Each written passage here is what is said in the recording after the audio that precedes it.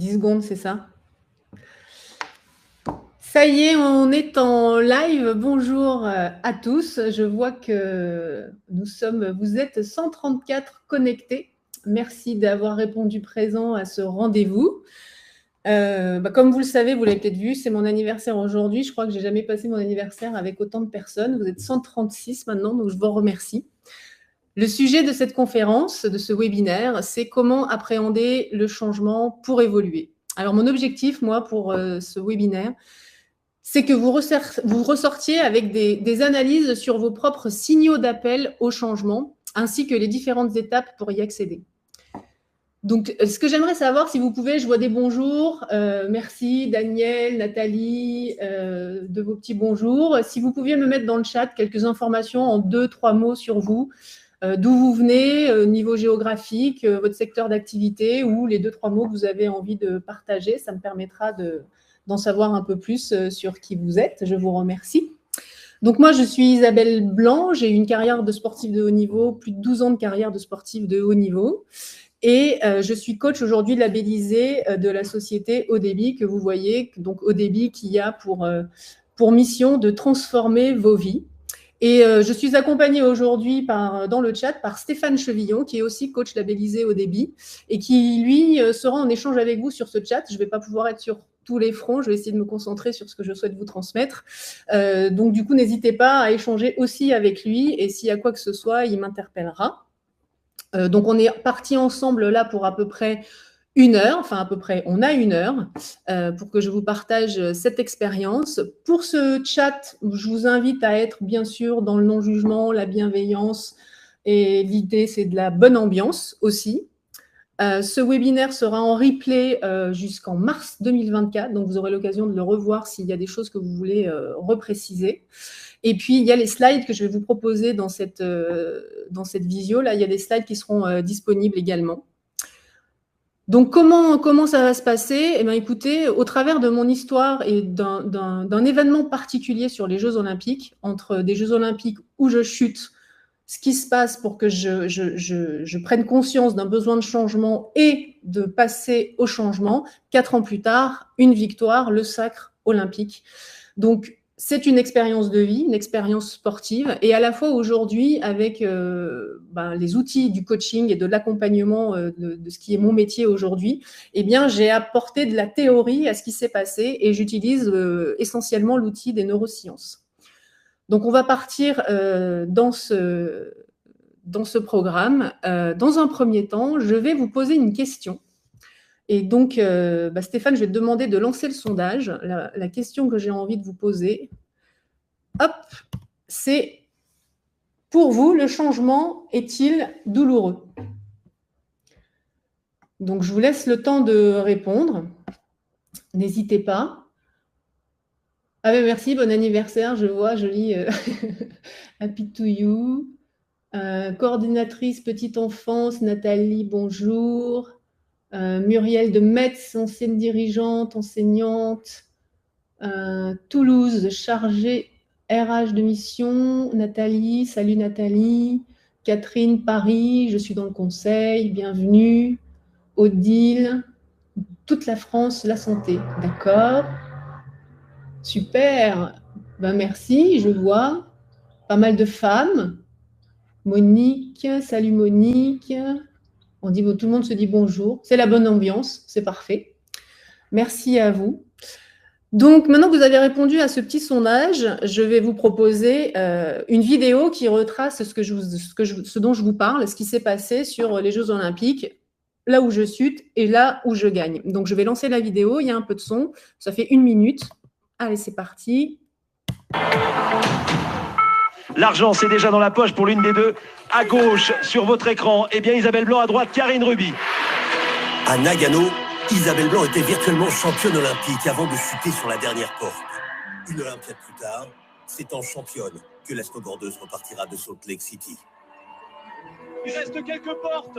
C'est quasiment l'égalité parfaite entre les deux filles. Et Isabelle Blanc qui revient sur la fin. Isabelle qui revient sur la fin. Olympique, Isabelle Blanc. Isabelle est médaillée d'or. Et la nouvelle championne olympique française, Karine Ruby, doit se contenter de la médaille d'argent. Elle qui avait remporté le titre à Nagano et doublé français 5 médailles pour la France, un deuxième titre, et il est pour Isabelle Blanc, la fille de l'Alpe d'Huez. C'est génial, c'est une revanche sur le mauvais sort. Voilà, donc comme vous l'avez vu, émotionnellement, c'est assez fort, hein, des Jeux Olympiques. Donc, merci pour les réponses au sondage. On y reviendra par la suite parce qu'il faudra aussi que je vous donne, moi, mon analyse de cette question. Donc, on les met de côté avec Stéphane. Donc, Nagano, 98, c'est la première fois que le snowboard se présente aux Jeux Olympiques. C'est une énorme couverture médiatique pour un petit sport à l'époque, à 98. Et donc, c'est un rendez-vous à ne pas rater. Je suis favorite, préparée, en avance, comme vous l'avez vu sur le deuxième temps. Et au final, je passe à côté. Donc, il m'a fallu beaucoup de temps de prise de conscience, d'analyse pour comprendre ce qui s'est passé. Et bien sûr, je vais vous l'expliquer dans le détail. Néanmoins, il faut que je vous parle un peu de moi. Donc, je vais prendre un petit moment pour vous expliquer un peu qui je suis, parce que c'est ça qui est essentiel, c'est quand même qui on est, notre être au final. Et donc, qui je suis, mais en fait, moi, j'ai rien à voir avec la montagne. Moi, je suis née à Nîmes et mes premières années se font en Lozère. Mes parents, eux, sont originaires de Lozère. Et par un concours de circonstances, mes parents qui sont dans le commerce, hôteliers, restaurateurs, ont l'opportunité de prendre la gérance d'un hôtel dans la plus belle station de France. Désolée pour ceux qui aiment les autres, l'Alpe d'Huez, l'île au soleil.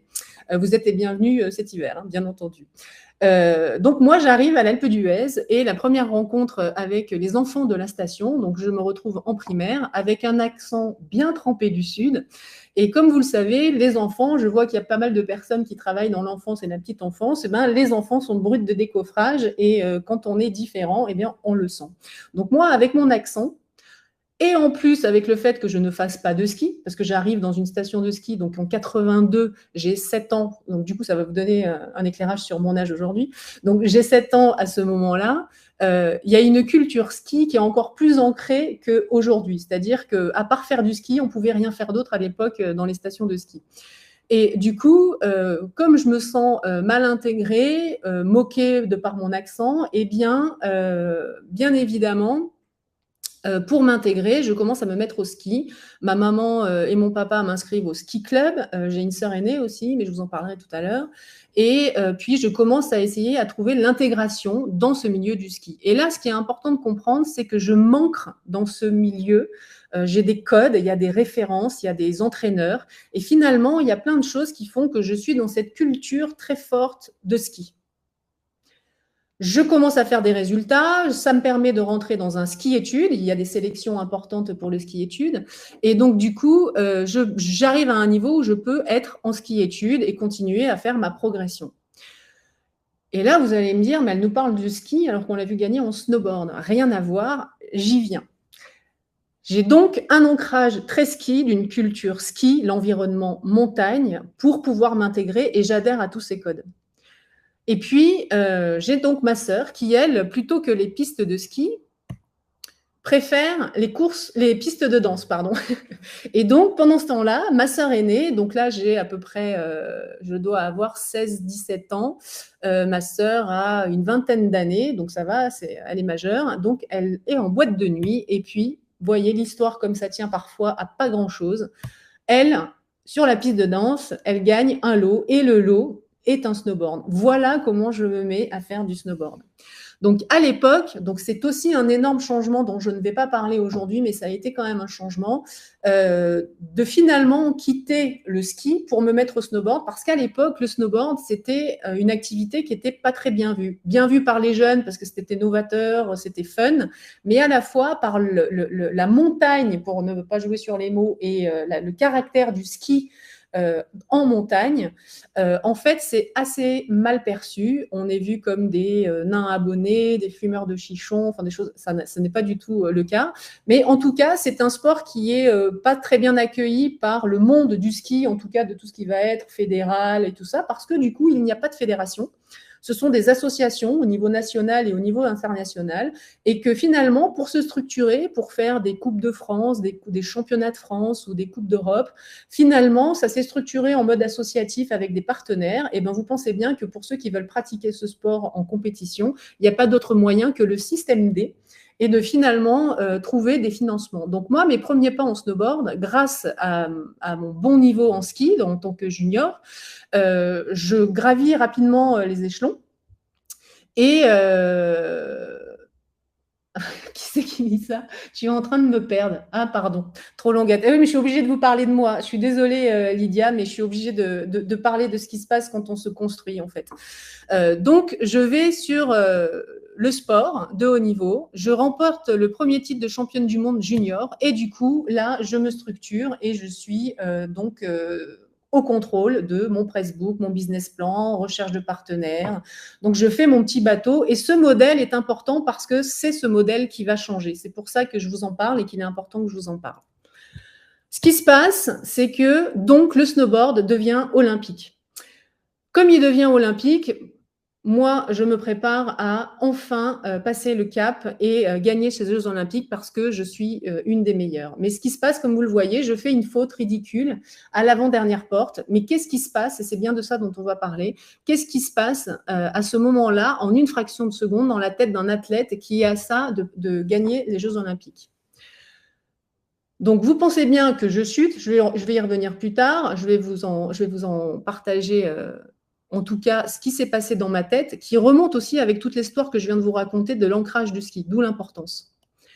Donc, bien sûr, vous le voyez, 1 seconde 12 d'avance sur la fille en tête. Je suis donc première en passant la ligne d'arrivée du mauvais côté. Et reste une seule athlète à passer, Karine Ruby.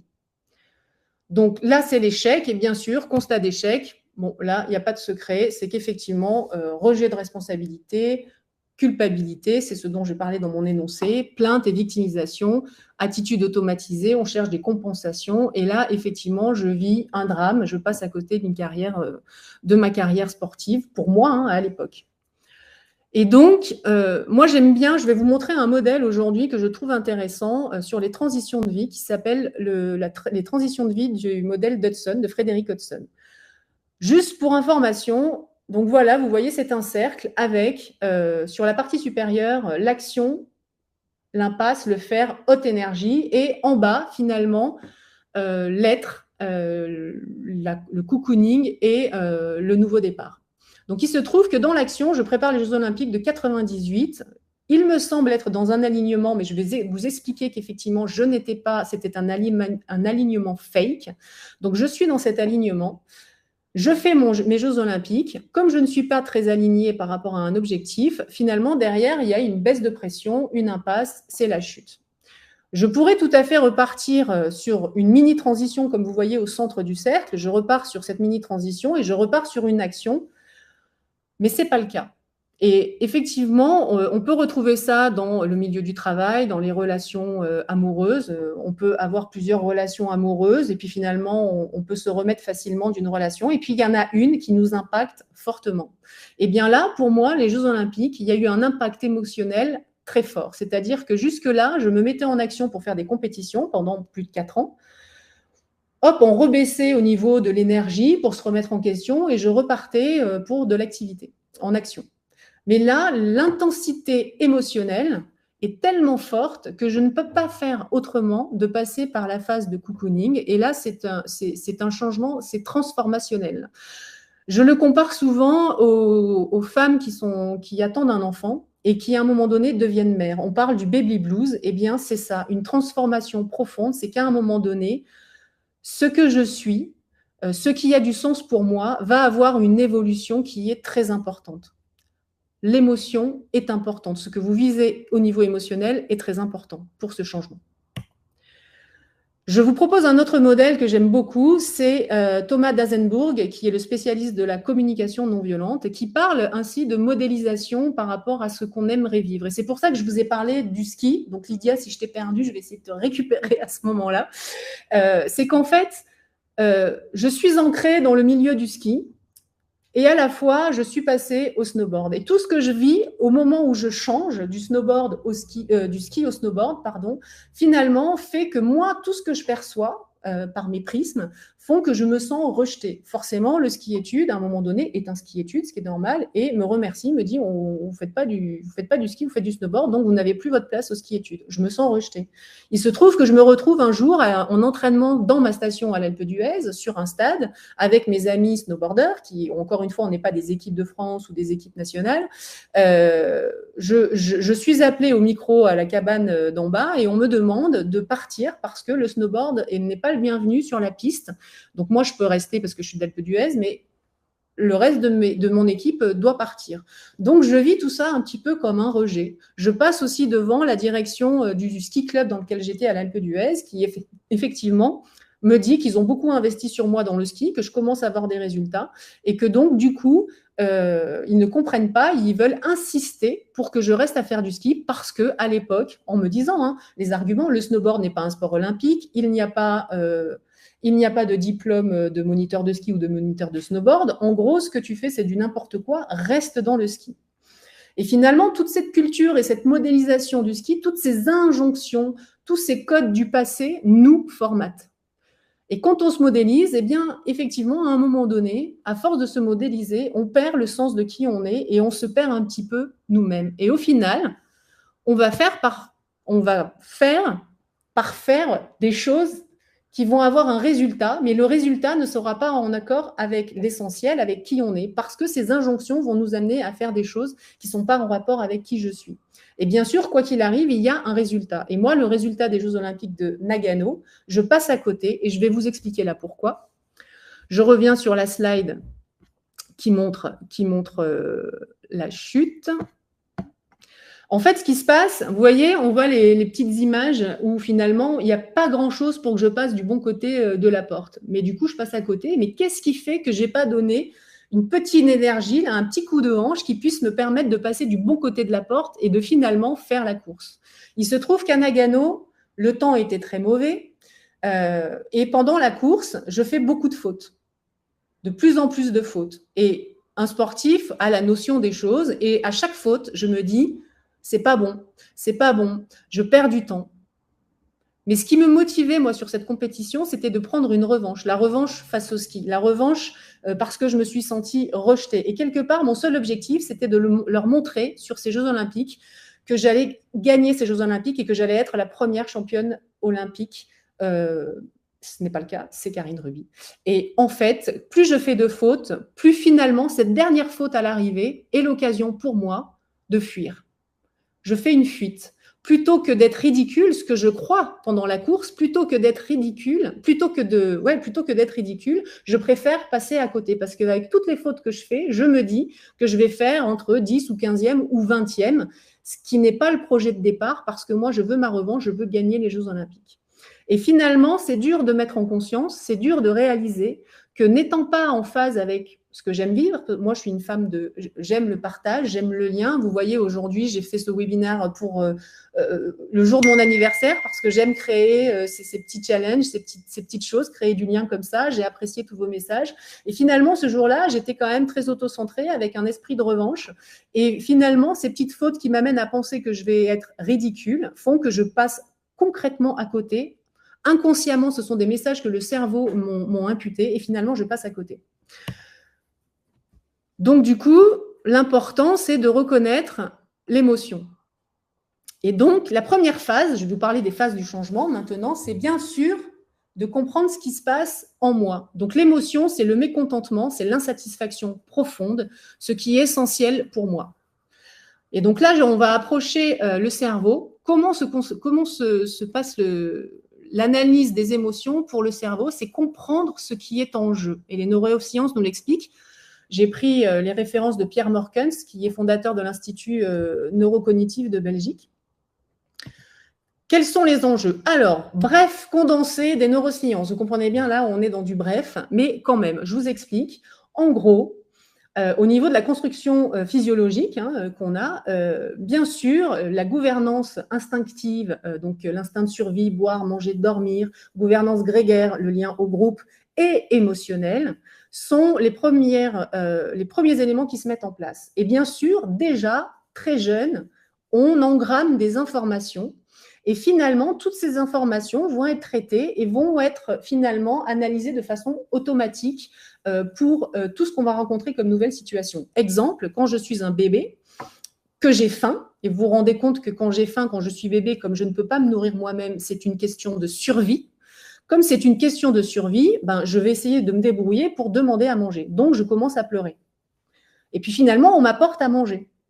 Donc, j'enregistre que quand j'ai faim, il suffit de pleurer pour qu'on me donne à manger. Et ça devient un automatisme.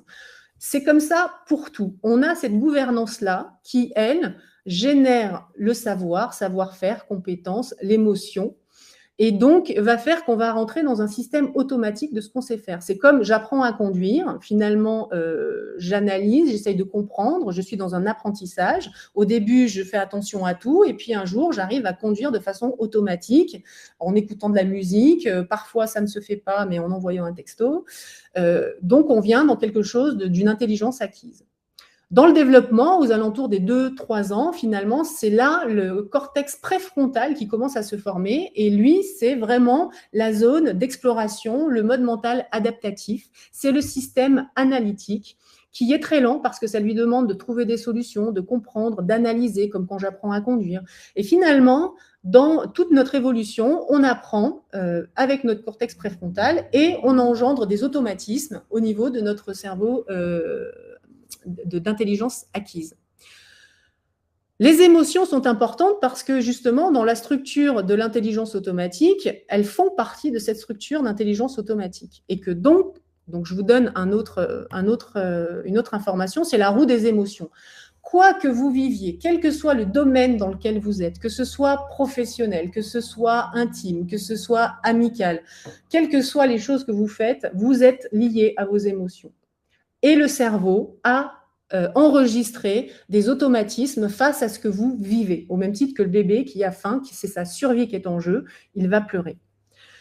Donc, qu'est-ce qui se passe au niveau du cerveau? Si je vis une émotion forte, quelque chose d'inconnu, qui me demande de passer en mode analytique, mais que le cerveau, lui, est flemmard, il est fainéant, que le mode analytique, il n'a pas envie. Donc, du coup, il fait un raccourci et il va chercher une solution.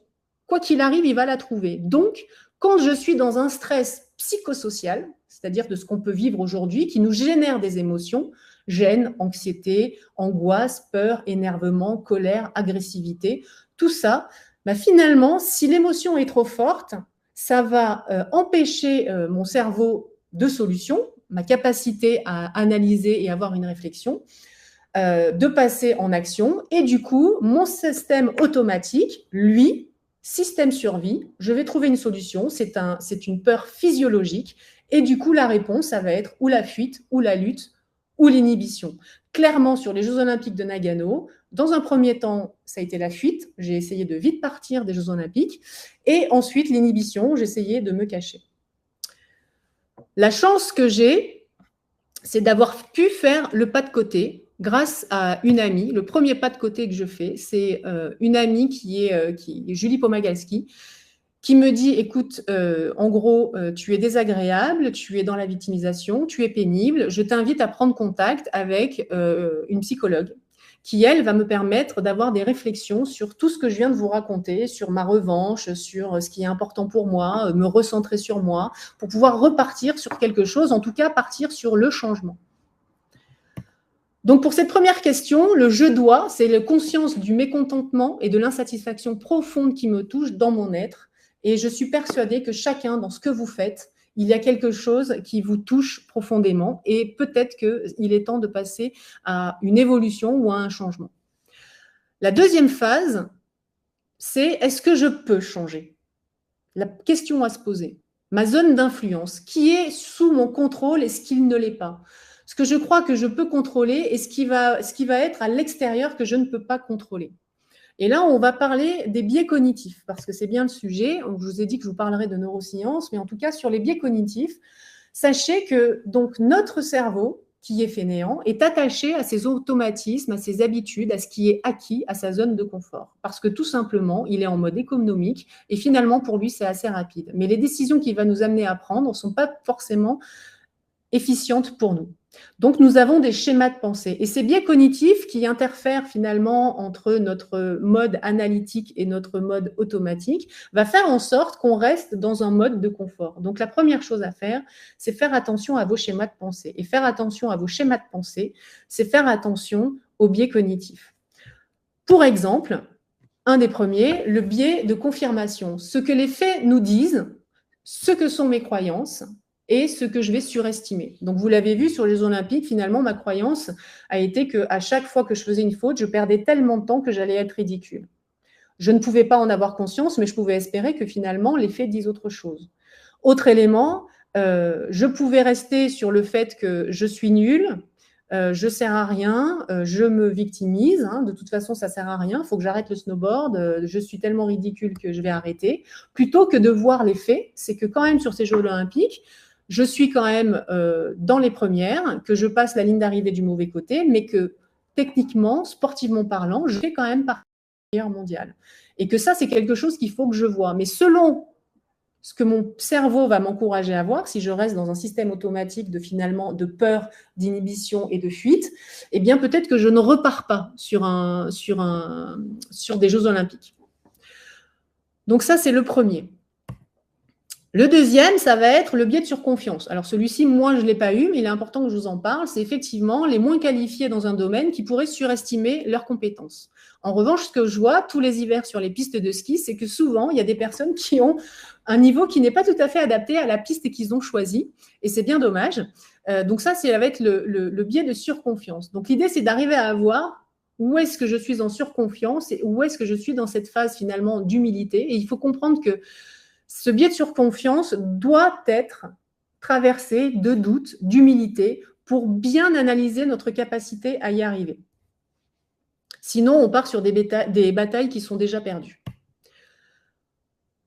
L'autre biais, c'est le biais d'impuissance acquise. Alors, vous connaissez tous cette histoire des éléphants, malheureusement, qui sont attachés à des arbres et qui, finalement, en grandissant, ne sont plus attachés, mais ils se résignent. Finalement, c'est un comportement d'impuissance, l'impuissance acquise. Donc, à force de répéter à quelqu'un qu'il n'est pas capable de, il peut prendre ça pour qui il est, au final. Tu n'es pas capable de, tu fais ça mal, tu es comme ci, tu es comme ça. Ou, vous voyez, là, on vient dire à quelqu'un qu'il n'est pas bien dans qui il est. On ne parle pas de son comportement, on parle de ce qui il est. Tu es nul, tu es mauvais, tu es ridicule. Eh bien, au final, on peut se résigner à une impuissance acquise. Donc là aussi, j'ai une petite histoire. C'est qu'à un moment donné, moi, j'avais un entraîneur qui me disait que je ne pourrais pas gagner les Jeux Olympiques si je faisais plus de 70 kilos. J'ai jamais fait moins de 70 kilos, ça n'est jamais arrivé, mais à force de me le répéter. Et pourtant, lui, c'était par bienveillance, c'était pour ma performance, on entend bien tout ça, mais si j'avais pris ça pour content, si j'avais été allée dans cette impuissance acquise, finalement, peut-être que je n'aurais même pas été jusqu'aux Jeux Olympiques, parce que de toute façon, si je ne perdais pas ce poids-là, si je n'étais pas à moins de 70 kilos, je n'aurais jamais gagné les Jeux Olympiques. Et donc ça, on peut partir dans des biais comme ça, donc soyez vigilants à ce que vous entendez, ce qu'on vous dit, et puis ce que vous pouvez dire. Donc, à ce stade-là, vous dites, bon, une fois qu'on a passé tout ça, attention, votre cerveau cherchera toujours le chemin qui lui demande le moins d'énergie pour résoudre les problèmes rapidement, et pas toujours correctement. J'ai encore une sélection de biais plus succincts sur, effectivement, est-ce que je peux changer ? Eh bien, il y a l'effet d'autruche. Finalement, ce chantier est trop important. Il vaut mieux que c'est très bien comme ça va passer, ça sera très bien comme ça. Parce que le chantier du changement demande de l'énergie, demande de passer en mode analytique. Le biais de l'optimiste, alors celui-ci, c'est vraiment, de toute façon, la solution va arriver au bon moment. C'est comme j'ai pris l'exemple des personnes qui fument, qui estiment que finalement la maladie, même si on connaît les dégâts de la cigarette aujourd'hui sur la santé, finalement la maladie n'arrivera qu'aux autres. Moi, je vais passer à côté. J'ai le temps, je verrai bien, de toute façon, j'arrête quand je veux. C'est un biais d'optimisme. Et puis après, il y a l'escalade de l'engagement, c'est-à-dire que j'ai fait ça pendant si longtemps que c'est quelque chose auquel je tiens et auquel je m'accroche. Et vous voyez, là, celui-ci, moi, j'étais concernée par celui-ci parce que ça pouvait être ce que je vous ai montré tout à l'heure. Finalement, j'ai fonctionné avec ce modèle-là depuis très longtemps et il n'y a pas de raison que ça change. Pourtant, là où je suis arrivée, je sens qu'il y a quelque chose qu'il faut que je change, mais je pourrais être dans ce phénomène de l'engagement. Donc, faire attention à tous ces biais, soyez vigilants, faites le pas de côté. Donc maintenant, changer, oui, je dois. j'ai compris l'émotion qui me traverse et le mécontentement, l'insatisfaction est assez haute pour que je fasse attention. Est-ce que je peux? Oui, je peux, parce que j'ai la sagesse de distinguer ma zone d'influence, les batailles que je peux mener et celles que je ne peux pas. Et la troisième phase, ça va être répondre à la question, est-ce que je veux changer? Et là, on va parler de motivation. Notre nature est attachée à l'autonomie de choix. C'est moi qui décide.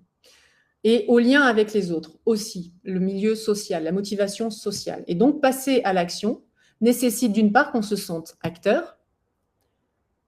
Donc, c'est vraiment la nature de l'attachement au besoin de contrôle, le choix du contrôle ou l'illusion de contrôle. Donc, comment tu t'habilles aujourd'hui, c'est moi qui décide et voilà. Ou l'illusion, c'est finalement, tu mets quel pull, quelle couleur de pull tu mets aujourd'hui. On oriente vers un pull, on demande juste la couleur. Donc ça, c'est une illusion de choix. Et vous connaissez bien ces idées marketing, là, qu'on connaît tous. Au final, on nous propose 3 possibilités. On a le choix.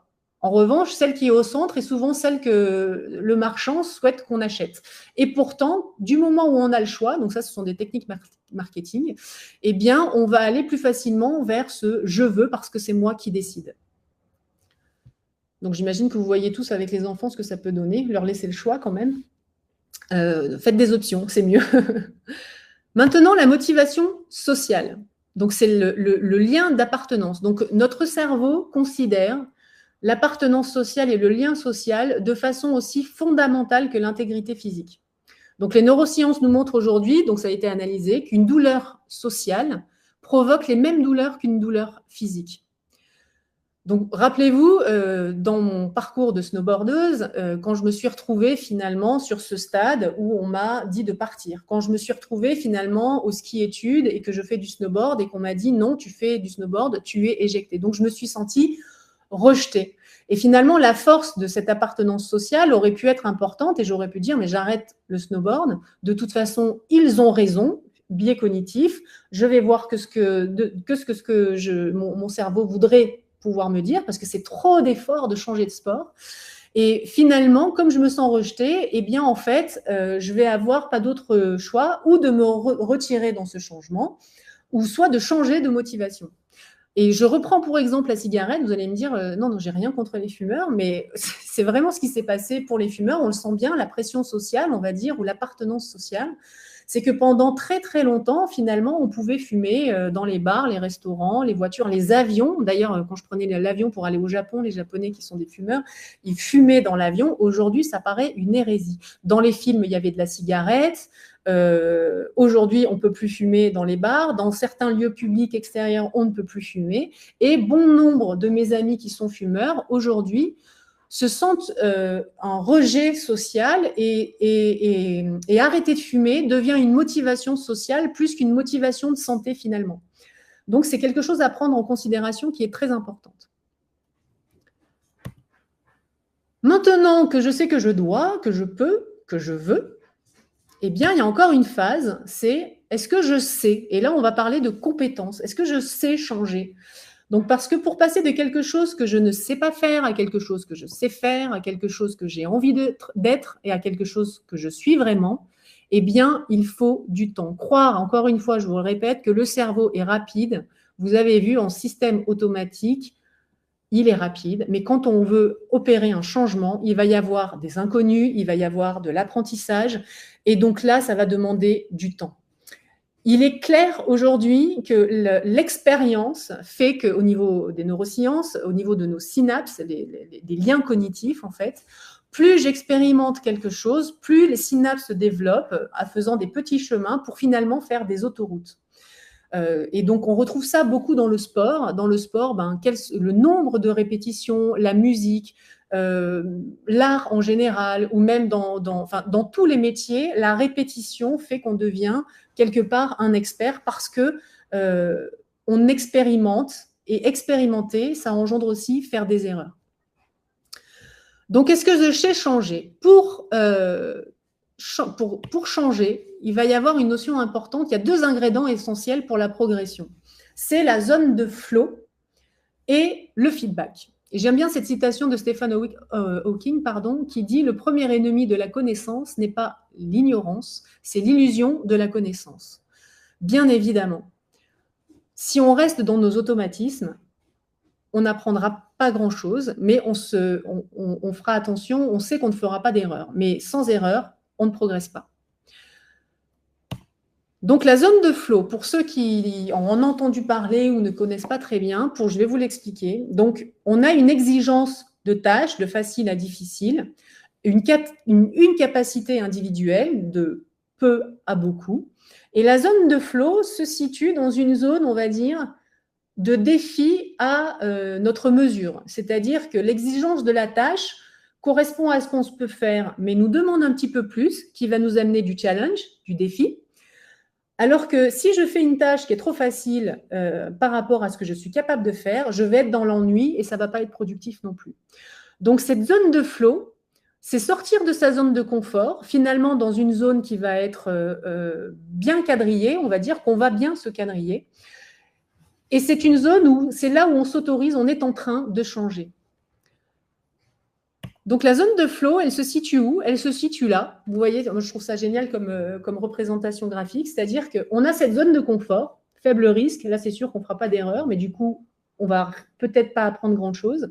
Et puis, on passe dans cette zone de peur. S'il y a quelque chose qui se passe, quelque chose d'émotionnel qui vient me chercher, eh bien, je vais commencer à avoir une chute de confiance parce que je suis dans l'inconnu. Mon automatisme ne trouve pas la solution. Donc, c'est où je reste et je ne bouge pas, je me fie, je suis dans la fuite, ou à un moment donné, je sais que cette phase de peur est nécessaire parce que je prends conscience qu'il y a un changement qui doit s'opérer et que si changement doit s'opérer, il va falloir que je passe en mode responsabilisation qui va me permettre finalement de trouver des solutions que je vais adapter en fonction de mes compétences, en fonction de ce que je suis capable de faire, ce qui va me permettre d'acquérir de nouvelles compétences, de me donner de nouveaux défis et finalement d'étendre, et ça c'est ça qui est génial, c'est d'étendre ma zone de confort. Et plus cela sera en phase avec qui je suis, ce qui a du sens pour moi, plus je vais aller vers une évolution où je vais trouver du sens dans ce que je fais, que je vais aligner mon être et mon faire, que je vais vivre mes rêves, que je sais enfin ce que je veux et je vais pouvoir me créer de nouveaux défis et agrandir encore plus la boucle. C'est comme les voyages, finalement, le premier voyage, moi qui suis partie en Australie, j'avais 16 ans, je n'avais jamais voyagé, pour faire du ski notamment. Effectivement, le premier voyage a été compliqué. Je n'avais jamais pris l'avion, je ne savais pas où j'allais, je ne savais pas lire une carte. Et au final, au fur et à mesure des voyages, finalement, ma zone de confort s'est agrandie, même si je ne vous cache pas que j'ai eu des zones de flip dans mes premiers voyages ou certains voyages dans certains pays. Donc finalement, l'adage dit que les voyages forment la jeunesse. C'est un petit peu ça que ça veut dire. L'autre ingrédient important, au-delà de trouver sa zone de flow, c'est le feedback. Et bien sûr que notre cerveau est équipé de multiples systèmes de détection des erreurs, de correction, de vérification. C'est ça qui nous permet d'apprendre. Et de priver la possibilité se priver de la possibilité de faire des erreurs, c'est bloquer le processus d'apprentissage. Le cerveau a besoin de signaux pour améliorer ses modèles du monde extérieur. Et bien sûr, là, les erreurs, les échecs, comme j'aime les dire, c'est peut-être une occasion de transformer et de changer. Donc, l'erreur vient célébrer le processus du changement. C'est une opportunité de se questionner sur comment le processus peut être amélioré. Et pour cela, le cerveau adore les feedbacks. Mais les feedbacks de qualité. Les feedbacks de qualité parce qu'en absence de feedback ou de mauvaise qualité, on va sur des conséquences désastreuses. Alors, j'ai plein de petites histoires. Moi, j'ai encore une petite histoire. C'est finalement, quand j'étais en ski, toujours le ski, vous voyez, ça m'a marqué quand même. Je me retrouve avec une équipe de ski. Là, on était plusieurs à 12-13 ans, quelque chose comme ça. Et puis finalement, on fait un retour vidéo sur un moniteur vidéo. Et puis donc, l'entraîneur me parle de mon ski amont et de mon ski aval. Et donc, du coup, moi, en fait, à ce moment-là, je n'ai encore pas compris ce qu'était mon ski aval et de mon ski amont.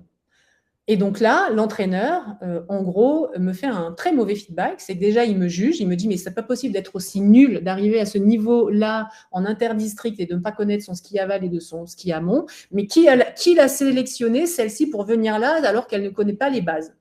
Donc là, autant vous dire que, hop, je m'inhibe. il n'y a plus personne, je me sens ridicule et en plus, il y a tous les autres qui voient ce jugement et qui voient ce comportement écrasant vis-à-vis de moi. Donc là, ce n'est pas un feedback positif. Un feedback positif, ce serait de, mettre en évidence ce qui fonctionne bien, donc ça permet de renforcer. Finalement, il aurait pu voir au-delà de mon ski aval ou de mon ski admont que peut-être dans ce que je faisais, il y avait des choses qu'il fallait que je retienne pour les reproduire et que je vais renforcer ça. Et puis, au final, quand je pose la question de mon ski aval et de mon ski amont, effectivement, juste qu'il m'explique, sans m'écraser ou me dévaloriser. Donc, le feedback négatif, je mets une connotation parce que ce n'est pas forcément négatif, ça vous amène à progresser, met en évidence ce qui n'est pas optimal et vise à son amélioration, donc ça va permettre le progrès. L'idéal pour un bon feedback, c'est de demander à la personne si elle vous autorise à faire un feedback. Est-ce que tu me permets de te faire un retour ou est-ce que je peux, qu'elle vous donne son autorisation. D'être en tête-à-tête aussi, l'effet de groupe, vous voyez ce que ça peut donner. Et puis, le bon moment. Et le bon moment, on retourne sur les émotions, on se capte. Vous connaissez la contagion émotionnelle. En fait, c'est comme ça qu'on sent le bon moment. On essaye de sentir et se fixer sur ses émotions.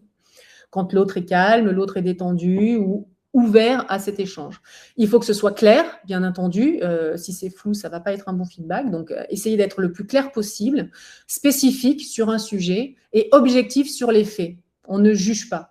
Et vous voyez, il y a le conditionnel concerne, donc on va parler plus du faire et du comportement. En revanche, l'idée, c'est d'éviter les connotations négatives sur l'être, encore une fois, sur qui je suis. C'est important de ne pas dévaloriser une personne. Vous voyez, c'est comme quand on a un enfant qui fait du vélo. S'il tombe de vélo et qu'on lui dit « mais t'es nul, c'est pas possible » et tout ça, c'est dégradant parce qu'il n'est pas nul. Il n'a pas réussi à rester sur le vélo. Donc, il n'y a pas à juger, il y a juste à juger, tiens, tu n'es pas réussi à rester sur ton vélo parce que techniquement, il y a eu ça, ça et ça. Est-ce que tu veux qu'on mette des petits ronds? Zone de flow, par exemple. On va mettre des petits roues pour que tu puisses quand même commencer à faire du vélo, trouver l'équilibre comme ça. Et donc là, il va pouvoir se faire le défi. Il y a plein de petites choses qui font que l'amélioration et la progression, il y a des moyens d'y arriver. Et ces deux ingrédients sont très importants. Donc, c'est ce que je viens de vous dire. L'absence de feedback, on amène les personnes à être dans la crainte de la réaction, dans le non-dit, dans le manque d'habitude. Le feedback maladroit, ça va être l'injonction, l'ordre, de façon sous l'effet de la blague, mais on ne sait pas comment il faut la prendre, ça va être flou. Et puis, le feedback qui est fréquent et enrichissant va amener plus de sincérité dans vos relations, plus d'impact, va amener plus de dialogue et du coup, va amener une performance individuelle ou collective. Finalement, je dois, ok, c'est fait. Je peux, ok. Je veux, très bien. Je sais, j'améliore mes compétences ou j'en apprends de nouvelles grâce au flow et au feedback. 5e phase, est-ce que je fais? Est-ce que je passe à l'action? Et à cette étape-là, le cerveau a encore un biais, a une préférence pour le présent. Encore une fois, notre confort, nos habitudes nous ancrent dans le présent, dans ce que nous connaissons. Donc, le rapide, le lent, le cerveau va vers ce qui est le plus efficient pour lui. Et finalement, c'est comme s'il y avait un moi du présent et un moi du futur et que dans ce que je pense qu'il faut faire aujourd'hui et le moi du futur, il y a un tel gap que c'est trop fatigant. Et finalement, je préfère le présent. Et alors, pour la petite blague, pour mon entraîneur, voilà moi ce que je lui disais. Je dis, ouais, je sais, je devrais perdre du poids, mais j'aime pas perdre. Donc ça, c'est pour la petite blague. Mais il y a des biais, finalement. Il y a des façons de vaincre le biais du présent. Donc ça, c'est très pragmatique, très analytique. On retrouve ça aussi beaucoup dans le sport. C'est comment je vais rapprocher le moi du présent et le moi du futur. Tout simplement, on fait des plans d'action, semaine, jour. On retrouve ça dans le sport, on retrouve ça quand on planifie des projets. Hyper important. Automatiser des principes. Je mets en place des principes. Je prends des exemples du sport, mais en gros, si j'ai décidé de me mettre à courir, par exemple, si je me mets un objectif trop important, si ça fait 6 mois que je n'ai pas fait de course à pied, je ne vais pas me mettre à courir 1 heure tout de suite. Je risque de me démotiver. En revanche, je peux me dire, par principe, je vais faire 2 fois par semaine. Et puis, je me mets un objectif, c'est finalement la première sortie, je vais faire 2 fois 10 minutes, par exemple, pour que ce soit accessible. Je reste dans ma zone de flow. Et finalement, être content, être satisfait d'avoir fait cette course à pied. Donc là, on vient sur obtenir des récompenses instantanées dans ce que je vis dans le présent. c'est important de trouver de la satisfaction dans la projection de ce que je veux moi du futur, de mettre des échelons pour avoir une satisfaction immédiate. Mon projet de Jeux Olympiques, vous pensez bien qu'entre 1998 et 2002, il y a 4 ans, que le plan d'action a été fait sur plusieurs années, sur plusieurs compétitions, et bien sûr, il y a des marqueurs à chaque fois pour pouvoir parvenir à une satisfaction qui préserve les motivations et l'engagement. Et bien sûr, organiser son temps. Il y a un petit schéma, voilà, l'échelle, en fait, c'est ça, c'est de se dire que petit pas par petit pas, finalement, je suis plus sûre d'arriver à mon moi du futur que si je commence à me mettre des gros objectifs, d'avoir aucune satisfaction, de finalement avoir des ratés, mais sans possibilité de progresser, parce que là, les erreurs vont être tellement fortes et tellement grandes que je ne vais pas pouvoir rester dans une zone de flow et je vais me démotiver. Donc, maintenant que je sais que je dois, je peux, je veux, je sais et que je fais, eh bien, moi, mon analyse, c'est qu'effectivement, face à une forte émotion, la vraie forte émotion qui va m'amener à comprendre que peut-être là, il y a quelque chose qu'il faut que je change dans mon environnement, dans mon comportement, dans qui je suis. Eh bien, si je ne fais pas attention à tous ces biais cognitifs qu'on vient de voir, eh bien, je vais me retrouver dans ce rejet de responsabilité. Ce n'est pas moi, c'est les autres. Je vais critiquer, je vais culpabiliser, je vais me plaindre souvent. Et puis, il va bien falloir que je compense. Donc, je vais trouver des attitudes automatisées. Donc, effectivement, dans ce que je peux vivre, je vais peut-être faire plus de sport, peut-être plus manger, peut-être plus fumer, peut-être plus boire, peut-être plus de sorties. Faire le système d'autruche en essayant de trouver une satisfaction tout de suite dans l'instantané, dans des attitudes qui sont au final néfastes pour moi. Donc, sortir de sa zone de confort, ça demande de faire attention à tous ces biais pour finalement se retrouver dans ce qu'on a de plus précieux, c'est notre cortex préfrontal, parce que lui a la capacité, au-delà de l'émotion, de trouver les solutions, de s'adapter, de trouver cette zone de flow, d'accueillir la situation, de vous reconnecter à ce qui est essentiel pour vous, dans vos besoins, vos valeurs, vous reconnecter à qui vous êtes pour aller faire des choses qui correspondent à qui vous êtes. Et finalement, ce que vous obtiendrez aura un lien avec qui vous êtes. Et c'est ça qui va vous combler. C'est quand vous êtes en lien dans ce que vous obtenez avec qui vous êtes. Bon nombre d'entre nous, moi inclus, avec des injonctions de la société, font que finalement, je fais parce que c'est important d'avoir une famille, un métier, pouvoir s'offrir des vacances, pouvoir s'offrir une voiture. Et finalement, on est dans l'activité comme ça et on est en quête de sens. Et je suis régulièrement sur Webikeo pour regarder les questions de RH. Et effectivement, on est dans la question du sens. Le sens, c'est qui vous êtes. Et quand on arrive à une quarantaine ou une cinquantaine d'années, qu'on se dit, mais en final, j'ai tout, j'ai ma famille, j'ai mon travail, je ne suis pas dans un besoin de survie, on est dans une société qui nous permet au moins ça, on n'est pas dans la survie, on est dans une société où on a des choses. Et finalement, je me rends compte que je ne suis pas comblée. Et du coup, on arrive comme ça à possiblement des crises de la quarantaine, de la cinquantaine, parce que ça n'a plus de sens. Je ne suis pas connectée à qui je suis. Donc, mon projet à moi, finalement, il a évolué, c'est l'évolution. Et bien, c'est ce qui s'est passé, c'est qu'au final, il m'a fallu du temps, mais j'ai mis en place petit à petit, finalement, j'ai pris un agent, j'ai pris un technicien pour le matériel, j'ai pris un préparateur mental, un préparateur physique. Tout ça a coûté, tout ça m'a coûté de l'argent. Finalement, ben, j'ai plus investi dans les personnes qui allaient m'entourer, qui avaient du sens, et dans le partage, parce que comme je vous l'ai dit, moi, je suis faite de partage. J'aime transmettre, j'aime partager, j'aime créer du lien. Et là, je suis vraiment dans quelque chose de plus harmonieux, on va dire.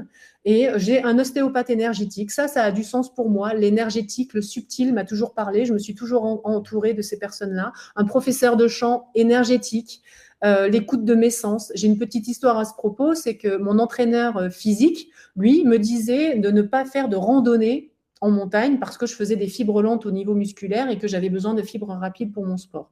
Eh bien, figurez-vous que les fibres lentes, j'en ai fait quand même un tout petit peu en étant modérée parce qu'il était impossible de ne pas partir en randonnée sur plusieurs jours avec mes amis ou ma famille pour partager ces moments-là parce que ça me nourrissait et que c'était important pour qui je suis. Donc, la famille, l'amitié, bien sûr, j'aime la musique, c'est aussi quelque chose qui me permet de partager des émotions. Donc, je suis quelqu'un de partage. Et puis, la dernière figure que vous voyez grisée, c'est quelque chose que j'ai toujours refusé jusqu'alors. Et ce jour-là, j'ai enfin accepté pour préparer les Jeux Olympiques de Salt Lake City. Comme je vous disais, on était en équipe séparée, hein, on faisait des teams, on était par affinité, on va dire. Et moi, je ne m'entraînais pas avec Karine Ruby. Et mon entraîneur me proposait régulièrement de m'entraîner avec elle parce qu'il pensait que ce serait enrichissant. Et j'ai toujours refusé parce que j'avais peur. Peur de quoi ? De progresser peut-être. Et donc là, j'ai passé le pas, je me suis entraînée avec Karine Ruby. J'ai dit oui, effectivement, ça va être efficient. Et si je fais des erreurs et si je prends des claques, ça va me permettre de progresser. Donc, je me suis entraînée avec elle. Et vous voyez le résultat, on fait 1 et 2 aux Jeux Olympiques de Salt Lake City. C'est pas rien. Donc finalement, moi, je passe d'un modèle où je reste sur ce que je connais, je gère tout, je suis au contrôle de tout. Finalement, je suis serrée dans mon petit monde, là, dans mon zone de confort, de monde mental automatique, intelligence acquise, à j'accueille l'inconnu, j'accepte et je me réinvente en me recentrant sur ce qui a du sens pour moi, ce qui va faire que je vais évoluer pour peut-être gagner les prochains Jeux Olympiques. Et pour la petite histoire, dans cette notion de partage, comme je vous disais, par exemple, quand je suis sur les Jeux Olympiques de Salt Lake City, avant la compétition, juste avant, on fait une reconnaissance de parcours. Et j'arrive en bas de la reconnaissance pour remonter en télésiège au départ, pour prendre le départ de la course. Et là, il y a le directeur technique national qui est en bas, qui est avec son téléphone, comme ça, il m'arrête.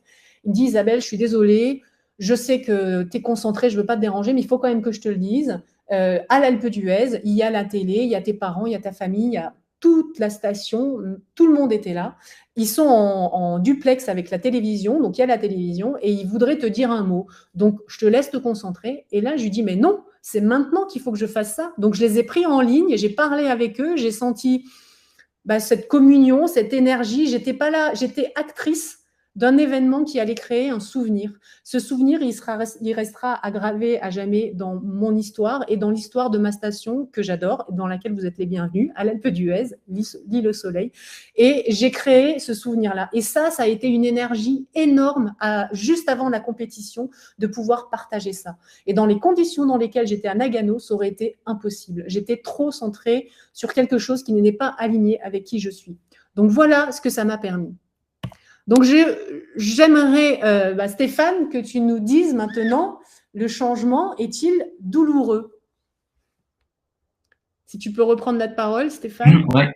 Alors déjà, bonjour à tous. Alors, le changement est-il douloureux? Oui, à 43%, non à 49%, et on a 9% de vote blanc. Ok. Donc, a priori, on a une majorité de le changement est-il douloureux? Non. Non, et c'est plutôt bien, même si c'est assez proche, parce que effectivement, comme vous l'avez vu, le changement permet une évolution en passant toutes ces étapes.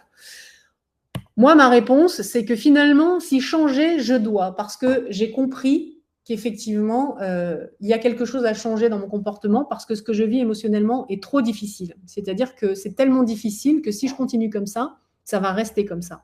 Donc, si je ne passe pas tous ces biais, que je ne peux pas, que je ne veux pas, que je ne sais pas, du coup, je ne fais pas, c'est que c'est la résistance au changement qui va devenir douloureuse pour le coup.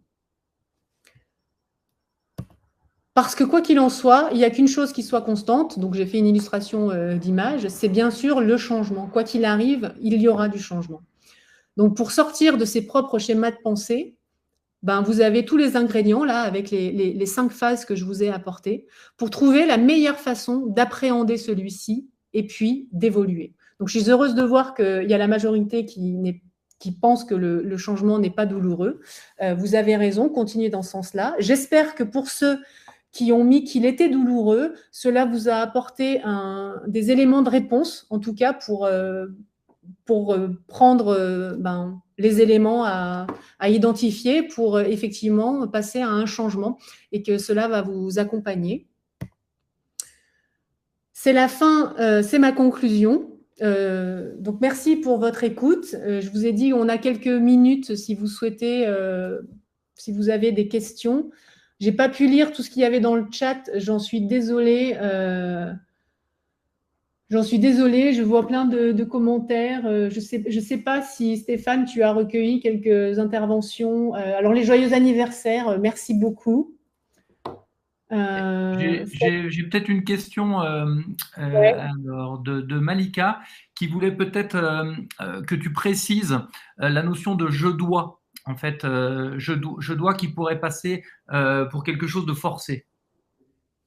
Ah, alors, c'est-à-dire que dans le je dois, c'est que, en fait, émotionnellement, ce que vous vivez, donc le mécontentement et l'insatisfaction, est tellement puissant que finalement, le je dois, c'est une question presque de survie. Si je reste, pour prendre un exemple, finalement, si je reste dans une relation qui, au final, est très insatisfaisante parce que je ne m'épanouis pas, parce que je ne m'y retrouve pas, eh bien moi, ce que je mets dans le je dois, c'est que est-ce que je reste dans cette relation et je suis vouée à être dans une relation qui ne va pas m'épanouir, donc je vais être triste, je vais pas être bien. Est-ce qu'on doit vivre ça? Est-ce qu'on doit vivre une vie où on ne s'autorise pas à du bonheur, de l'épanouissement, de l'échange? Est-ce que je dois rester dans un métier ou dans un projet ou dans une entreprise qui fait que d'y aller tous les matins est douloureux?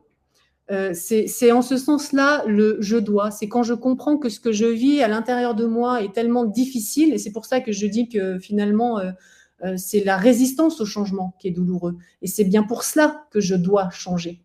Je ne sais pas si ça a amené un élément de réponse à Lydia, c'est ça? Ou Malika, tu m'as dit, je ne sais plus.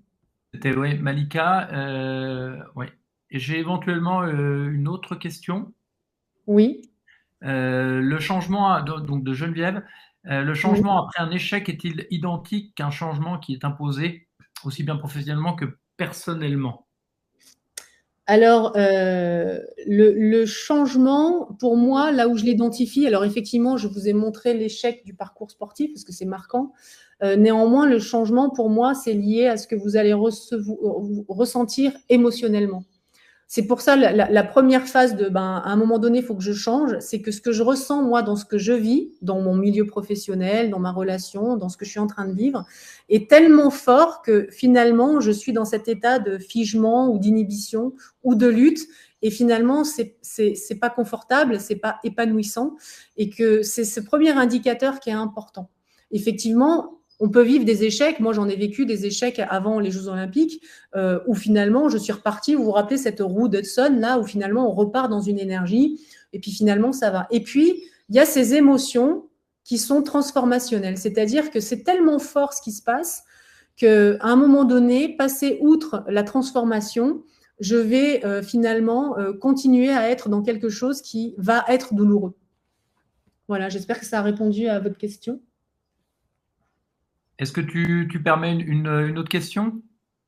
Oui, bien sûr. Bah oui, Alors, là, on a... j'ai Fazia là, qui a demandé, qui a posé deux questions qui Ouais. parlent justement du changement dans la relation de couple et puis effectivement cette notion de comment faire quand c'est la peur de se retrouver seul qui est plus fort. Et oui, alors, bien entendu, vous voyez, moi, je vous ai parlé, j'ai fait appel à quelqu'un. Donc, comment je fais quand c'est aussi fort, je peux pas ne pas vous dire de ne pas vous faire accompagner parce que vous voyez, ces biais et ces croyances sont tellement forts que finalement, pour prendre le recul et être en mode analytique, un accompagnement est le bienvenu pour vous faire entrevoir les choses d'une autre façon parce que souvent, on va rester dans nos schémas parce que la peur, l'émotion, comme vous avez vu, est tellement forte qu'on ne parvient plus à prendre le recul et à raisonner. Et c'est bien là la magie de mon métier aujourd'hui, du coaching avec Odébi. Alors, ce n'est pas pour vous inciter, vous encourager du tout. C'est juste qu'effectivement, il y a peut-être une possibilité là, dans l'accompagnement, d'aller chercher des ressources pour vous permettre à y voir plus clair. Parce qu'effectivement, cette peur de se retrouver seul, qui se retrouve dans beaucoup de personnes, vous avez vu le lien social comme il est important, eh bien peut-être qu'il faut en passer par un accompagnement. Voilà. On a le temps pour une autre question. Si c'est OK pour la réponse, n'hésitez pas à me dire. Alors, on attend les réponses. A priori, je regarde les questions qu'on avait.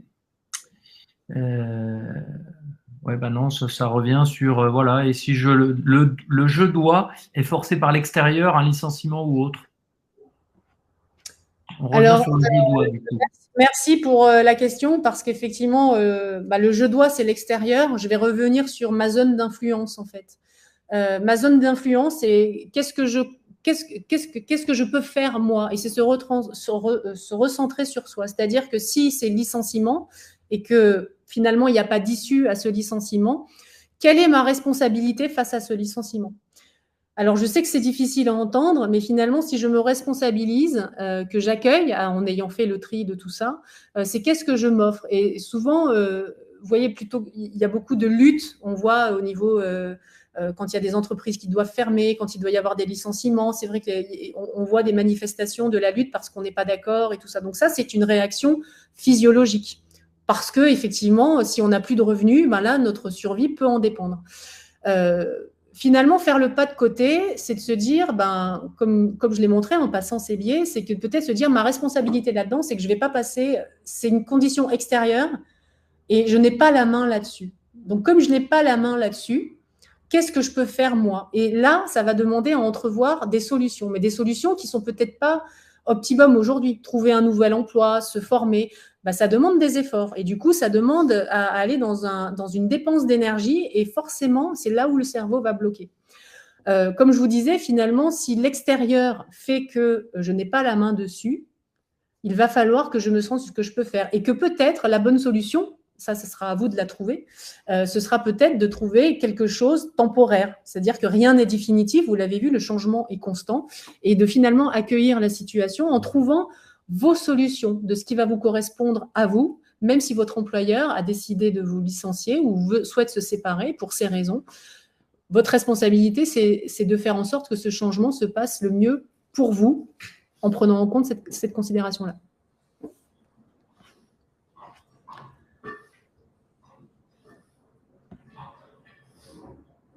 Voilà, bah écoutez, n'hésitez pas à aller, il y a un CTA où vous pouvez me joindre ou me joindre sur le LinkedIn. On arrive à la fin, on a dépassé de quelques minutes. Merci d'avoir été aussi nombreux. J'ai jamais passé mon anniversaire avec autant de personnes, donc c'était génial. J'espère que voilà, ça aura été constructif. En tout cas, j'ai eu plaisir à partager ce moment avec vous pour ce premier webinaire. J'en ferai d'autres. Je vous souhaite une excellente journée. Et à une prochaine fois sur un événement haut débit sur Webikeo. Bonne journée!